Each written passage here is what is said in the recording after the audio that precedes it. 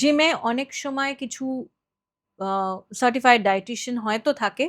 যদি সে qualified certified dietician nutritionist হয় তাহলে যদি সে বলে তাহলে নিতে পারেন।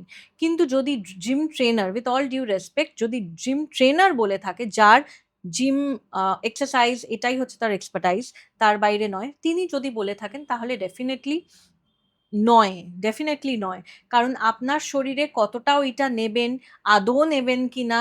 যেরকম এক্সাক্টলি। আমার একজন পেশেন্ট এসেছিল, তার জিম ট্রেনার তাকে বলেছে দিনে ৮টা করে ডিম খেতে। তাছাড়া ৩০০ গ্রাম চিকেন, তাছাড়া হুম? ৩০০ গ্রাম চিকেন খেতে। আরো কি মানে আমি ছেলেটির বয়স ২০-২২, অর্থাৎ মানে তখন সে ফিল করতে পারবে না তার শরীরে কি ড্যামেজটা হচ্ছে। তো এই জিনিসগুলো যদি কোনো আনকোয়ালিফাইড ইন্ডিভিজুয়ালের থেকে আসে তো please be aware, get it checked by some qualified person, মানে ডায়েটিশিয়ান হোক বা নিউট্রিশনিস্ট হোক, তার ক্রেডেনশিয়ালস চেক করে তারপরেই যান। কারণ আজকাল অনেকেই হয়তো তার আগে একটা কিছু বসিয়ে দিয়ে যাচ্ছে, ট্রু।